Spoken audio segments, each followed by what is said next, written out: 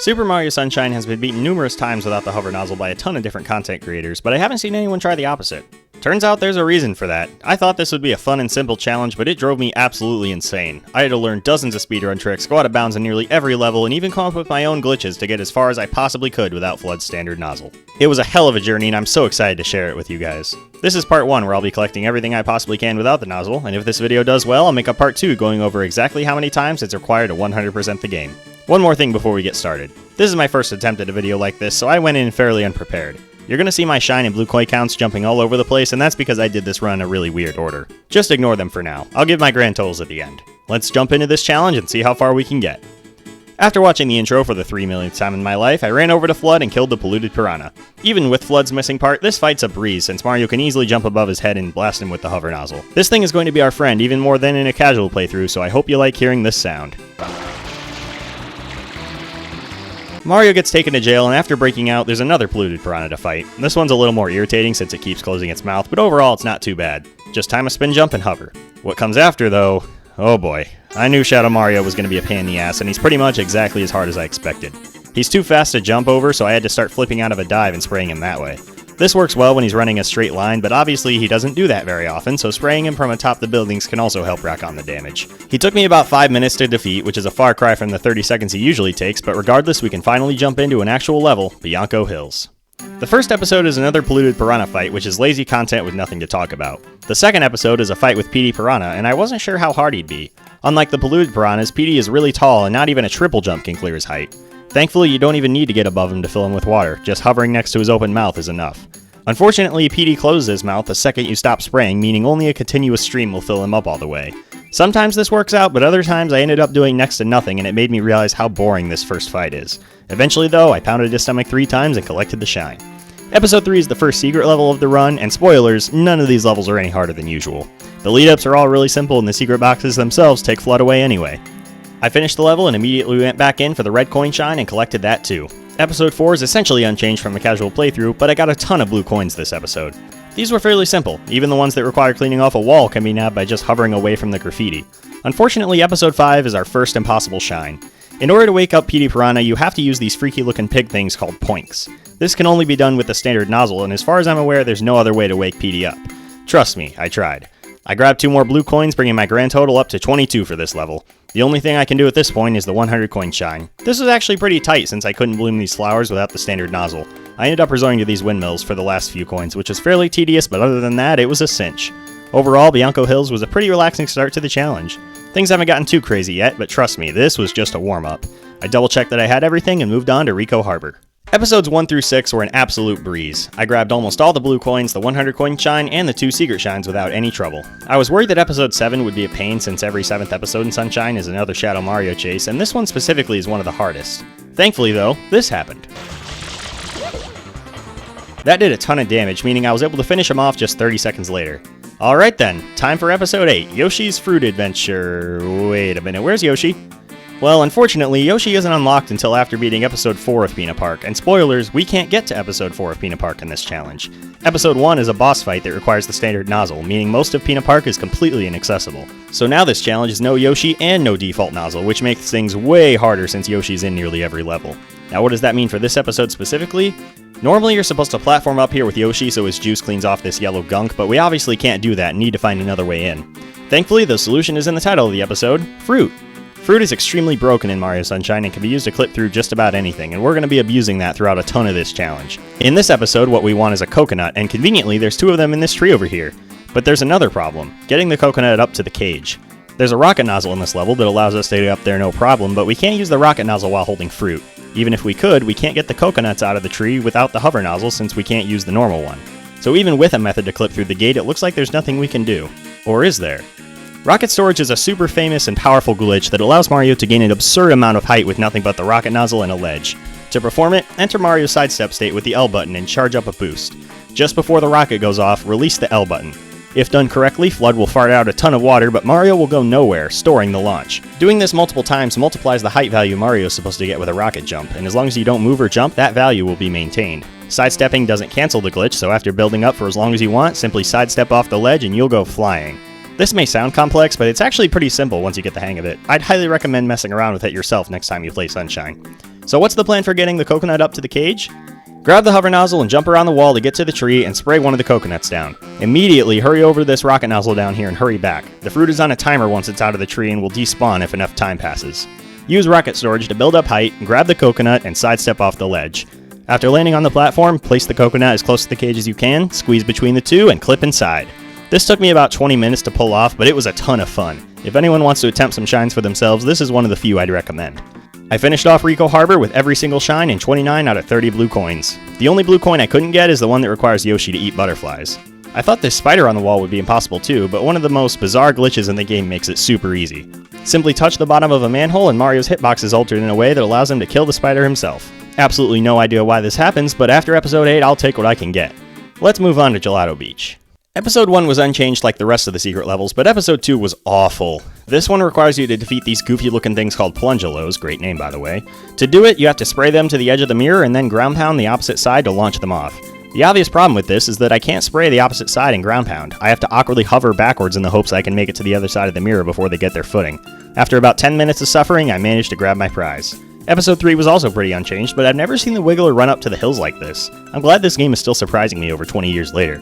Episode 4 was annoying because it's the Sandbird, and Episode 5 was pathetically easy because it's Piantissimo. Neither of them were changed at all by the challenge. Episode 6 saw me grabbing as many blue coins as possible, which introduced me to the worst part of this challenge by far. The goddamn birds. These little bastards are annoying and finicky during normal play, but when all you have to spray them with is the hover nozzle, oh my god. I could go into detail about why these birds give me migraines, but I'm just gonna let the footage speak for itself. Hit it, Scatman. I'm a scat man. I'm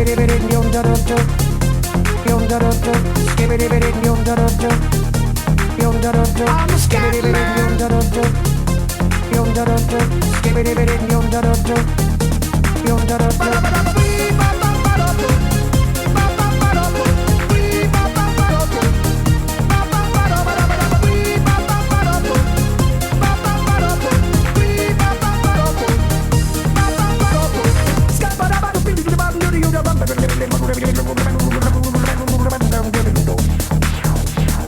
I have literal hours of footage like this because, as you can see, these little bitches are everywhere. There's 3 in Delfino Plaza, 2 in Gelato Beach, 2 in Pinna Park, 1 in Pinna Village, and that's not even including the 2 golden variants that give shine sprites. I've hated these birds ever since I first played this game as a snot-nosed 4-year-old, but this challenge has somehow made me hate them even more. I never want to spray another one of these goddamn birds again in my life. Thankfully, episode 6 itself is a piece of cake, and the 2 secret shines are easy too. The 100 coin shine was pretty simple, and I managed to grab 28 out of the 30 blue coins without much difficulty. I especially enjoyed getting these triangles by locking myself in place and using the turbo nozzle to clean them off. Episode 7 was another Shadow Mario chase, but for some unknown reason, this was the hardest one in the challenge by far. It took me almost 10 minutes to take him down, which is absurd, but after doing that, I set my sights on episode 8 and the last 2 blue coins. The Watermelon Festival was just as awkward and irritating as normal, but the blue coins are where things get interesting. Both of them require Yoshi, and after doing some research, I couldn't find anyone collecting them without him. But that doesn't mean it's impossible. One of these blue coins is under another patch of this gunk, and I had a pretty crazy idea on how to get it. First, I used rocket storage on this ledge and clicked out of bounds. Out of bounds is really weird in this game. The game checks to see if Mario is touching the ground, and if he does so for a full second, he dies. But jumping continuously bypasses this check and allows you to stay alive, which leads to a ton of weird out-of-bounds shenanigans. Here, after landing, I spam jump and work my way over to where the blue coin is under the gunk. After awkwardly using first-person mode in the air so I could figure out where I was, I launched up to the blue coin and got it. This took about 20 minutes and a dozen or so attempts, but I was really happy I figured this out on my own. I'm sure I'm not the first person to pull this off, but regardless, the second blue coin is definitely impossible. It requires Yoshi to eat these bees, and there's simply no way to do that without him, so we end off Gelato Beach with every single shine and 29 out of 30 blue coins. Another pretty successful level. Now we can move on to Pinna Park, and while we still can't get the first shine as I said earlier, we can collect 21 of the 30 blue coins. There are 2 more bluebirds to spray, which are just as miserable as always, but the rest of the coins are pretty simple grabs. I tried to clip into these baskets on the beach with fruit, but after messing around for 10 minutes, I gave up. If anyone thinks these coins are possible, please let me know, but for now, we can move on to the next level, Sirena Beach. Or can we? Yeah, this level's completely inaccessible without Yoshi, and there's no way to clip into the pipe in this version of Delfino Plaza. However, Delfino Plaza has episodes just like the main levels, and there are some pretty big differences in each version of the map. When Peach gets grabbed by Shadow Mario for the first time, it's actually possible to clip into the building, ground pound onto a ledge out of bounds, and jump into the loading zone. Why it only works during this one specific part of the game, I have no idea, but it means that theoretically we can play through all of Sirena Beach in this challenge. I say theoretically because I am not doing this glitch 11 times in a row. It's super finicky and inconsistent, and failure means you fall into the sewers and have to run all the way back to the back of the building. The first time I pulled it off successfully, it took me about 2 minutes of attempts. Then I died to Phantom Manta because he's a pain in the ass with only the hover nozzle. This meant I had to do the whole thing again, and this time it took me almost 15 minutes to get the clip. Yeah, nah, I'm good. I started a new save file and put it off to show it's possible, beat episode 4 of Peanut Park to unlock Yoshi, and unlock the level the intended way. I know, this is blatantly cheating, but this video is trying to show off what is and isn't possible, not what I specifically can and can't do. I know that if my life depended on it, I could totally finish all of Sirena this way, but I wanted this video to come out this year, so I think I'll pass. Anyway, as I foreshadowed a second ago, episode 1 is aggravating. The rays start to get really overwhelming when you can only spray directly below you, and they just love to bounce you around the map and drop you into the electric goop. It wasn't easy, or fun if I'm being honest, but eventually I took down the ghoul and grabbed the shine. Episode 2 was pretty much unchanged, but I beat it without dying, which is really nice since I usually suck at this level. I then grabbed the secret shine and moved on to episode 3. Normally you're supposed to use Yoshi for this level, but with the power of bananas, it's over in no time. Episode 4 is completely impossible to do normally. You have to spin these slot machines and then flip the panels in order to open the curtain, but there's an invisible wall preventing you from spraying them with the hover nozzle. Thankfully, that same invisible wall can also be used as a platform, and after sidestepping off and hovering into the pipe, we can beat the secret level and grab the shine. This is another glitch that's super easy to do, and since it skips one of the worst parts of the game, I'd highly recommend giving it a try. After going back in for the secret shine, I took on King Boo in episode 5. He wasn't any harder than usual. I just jumped on his face to make him spin the slots and eventually took him down. And now it's time for episode 6, which was just as hard as I was worried it'd be. This level is super simple. Clean the goop within 3 minutes and the shine is yours. Without the default nozzle, this timer is tight. So tight, in fact, that this shine took me longer to beat than the rest of Sirena Beach combined. The only reason this shine is possible is because of these really satisfying barrels. They explode into water when thrown, and I used each and every one of them on my successful attempt. This boiled down to an incredibly fun and difficult routing puzzle, and I had a blast trying to solve it.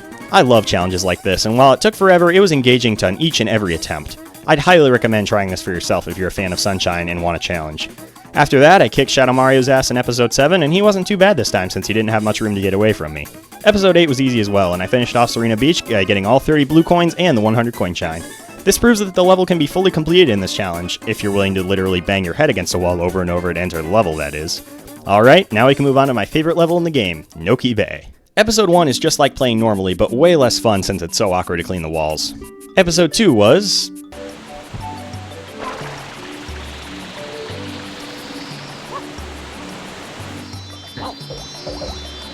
pretty easy.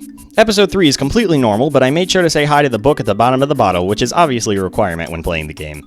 Episode 4 is also unchanged, but why does nobody talk about how scary Eelymouth is? The way you slowly sink down towards it, the way its eyes twitch, the way it tries to suck you down its massive throat. Ugh, this boss gives me nightmares to this day. But after conquering my childhood fears, I easily beat Piantissimo for a second time and grabbed the 100 coin shine too. Episode 6 and its secret shine were a breeze, and thankfully the Shadow Mario chase only took a couple of minutes, adding 3 more shines to the total. I went on a blue coin hunt, pulled out my hair killing the golden bird, and finished off Noki Bay with the red coined fish, easily the second best shine in the game with one of the best Mario songs of all time. Noki Bay was pretty much entirely unchanged in this challenge, and that's fine by me. I love this level and was just happy to play through it again. It's time for the last main level, Pinna Village. The start of this level was a joke. Episodes 1 through 4, as well as the 100 coin shine, were all pretty much unchanged. Episode 5 is another Yoshi level, but thankfully a speedrun trick called Yoshi Skip will help us through. Just sidestep off the ledge, clip into the tree, and hover until you clip through the mushroom. Both the Episode 5 shine and the reds are over in no time with this technique. Episode 6 is a lot tighter without the default nozzle, but it's still not too bad since the timer is so generous. The Shadow Mario chase sucks though. This time he leaves fiery goop behind him, making it tricky to follow his path, and on top of that he's constantly jumping and these wind freaks don't help either. After an embarrassing 10 minutes, I grab the shine and move on to the best episode in the game, Fluff Festival Coin Hunt. Nothing has changed here, but there's a blue bird exclusive to this episode I have to get, and it sucks even compared to the other birds. There's no depth perception since we're so high up with no shadows to work with, and this bird flies so far out from the tree that I often can't land back on the mushrooms after hitting it. I just kept waiting for it to land and slowly chipped away at its health that way. Speaking of blue coins though, there are 5 impossible ones in this level. 3 of them require Yoshi to eat something, but the last 2 are just barely out of reach. The one that requires you to spray the moon just won't activate unless you're standing on the golden mushroom. I even tried jumping from above and spraying where I thought the trigger was, but that didn't work either. The last one is even more frustrating because it's a simple M graffiti on the ceiling. There's simply no way to spray it from below, and trying to clip my water out of bounds didn't work either. I may come back to these 2 coins in the next video since they're the only 2 in the game that can't be collected for reasons other than not having Yoshi. The other secret shine in this level is impossible for a similar reason. I can't spray the sun with the hover nozzle. I had a crazy idea of using rocket storage, switching to the hover nozzle, and falling onto the trigger from above, but unfortunately the rocket storage just doesn't work on these clouds, and this is the only hover nozzle box in the level. We end off the final level with all but 1 shine and 25 out of 30 blue coins. But that doesn't mean we're quite done yet. There's still one more area left, and that is Delfino Plaza. The coins and shines in the plaza required more glitches than the rest of the challenge combined, but first, let's quickly go over the easy stuff. The West Bell Tower, the Secret Slide, the Chuckster Shine, the Beach Shine, both box breaking shines, the 100 coin shine, and 14 of the 20 blue coins were all pretty standard. The pachinko game was also normal, but I wanted to show this off.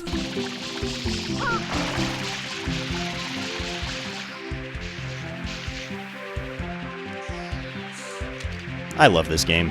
There's a golden bird and 2 bluebirds to kill, which are miserable as always, but everything past this point is uniquely interesting for one reason or another. Let's start with the remaining blue coins.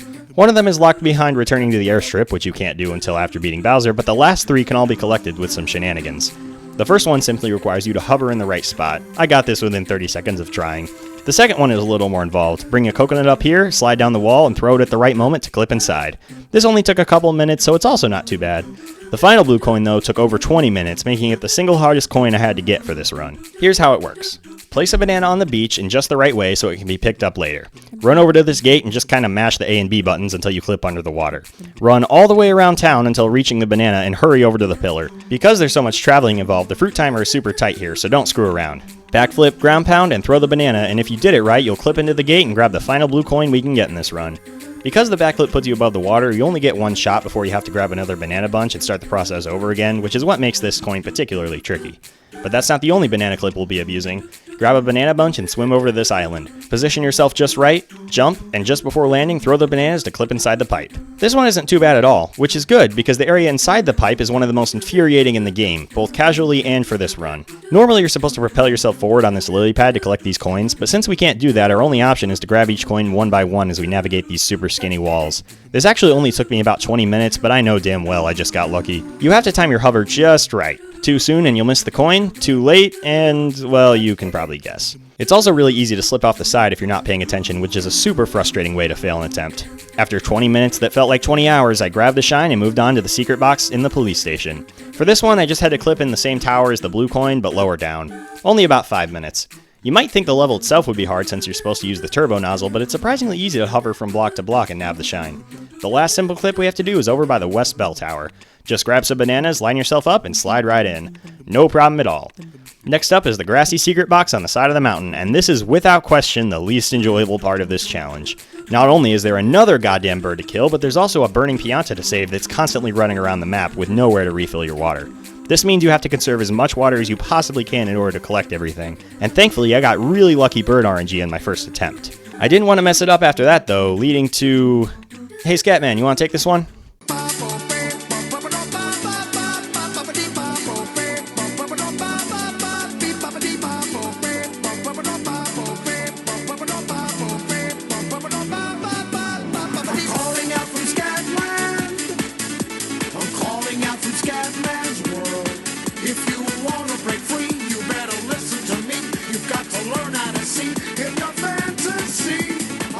Congratulations, you've now listened to every Scatman John song worth listening to, and we finally got a shine on top of it.